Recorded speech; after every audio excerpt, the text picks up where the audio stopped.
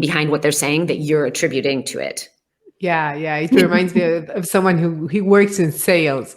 And he said that when an American says, yeah, we love it, it means that they will never buy. Because he's just being polite. Yeah. No, I think some of that is true, right? Okay. Yeah, that sounds great. Okay. That sounds, very exciting. Yeah.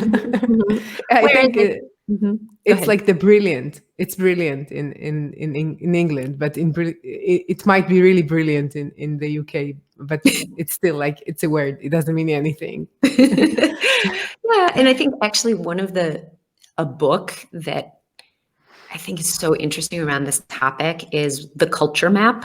Are you familiar with this book? No, tell me about it. It's really good.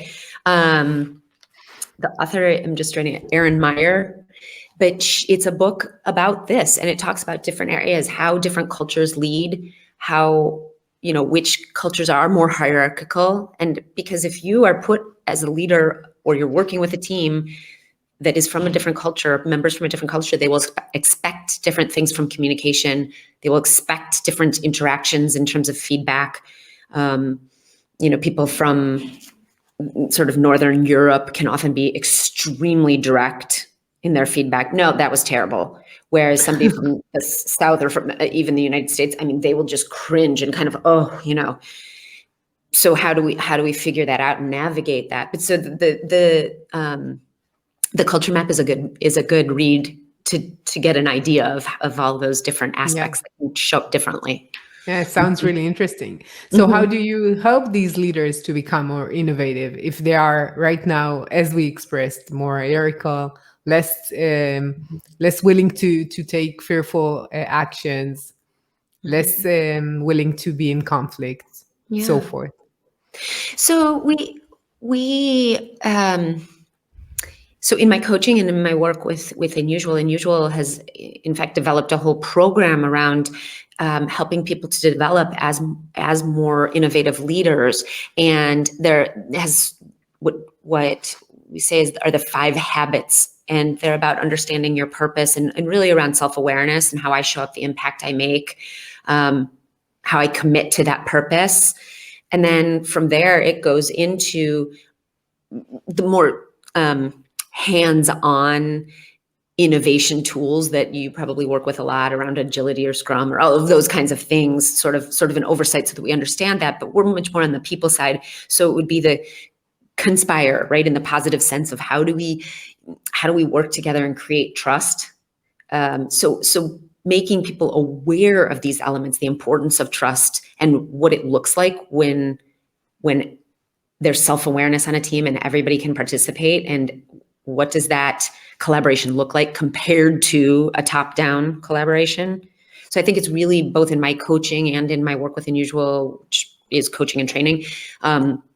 We want to be really conscious of having leaders experience what's the difference and what's possible, right? And then from there, how do we inspire? How do we influence people to bring their best selves to show up at work? And the 5th would be around emotional intelligence and self-care and balance, and how as leaders you need to do those things, model self-care, model balance, model emotional intelligence.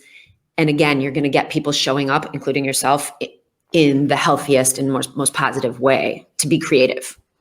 Yeah.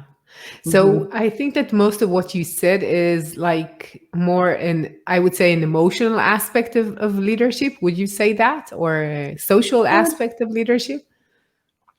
It is. It's really around creating the culture to be able for people to do the work they need to do, including innovation. So innovation around culture, innovation around leadership, and then of course, innovation for clients and finding the value and the benefit you want to create in the world.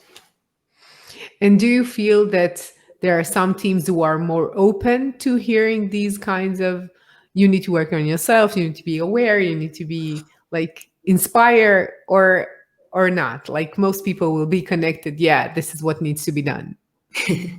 Yes, absolutely. I think there are some that they're further along on that path, because it is really innovation in management. Somebody like Gary Hamel talks about it, management was designed for the Industrial Revolution and people on mass production lines. And now it's a totally different thing. Leaders needing to give meaning to people and give them space to be creative, since we're saying that, and showing up in a different way. So it's more around, I think it's just different. It's a different way of looking at things completely. And some teams haven't interacted with these ideas before. And so you see them really wanting to duck away from the feeling, the questions around, well, how does it feel to work in this team? And they'll say, well, we need a strategy. Yeah. Right? They go much more toward the management tools that they know and love. Yeah. Where they feel comfortable. And that's normal. That's okay. It's okay to start there. What's neat is to take a team, a client, through a process where they start to realize that, oh, there's a different way that could also be interesting and beneficial. Yeah.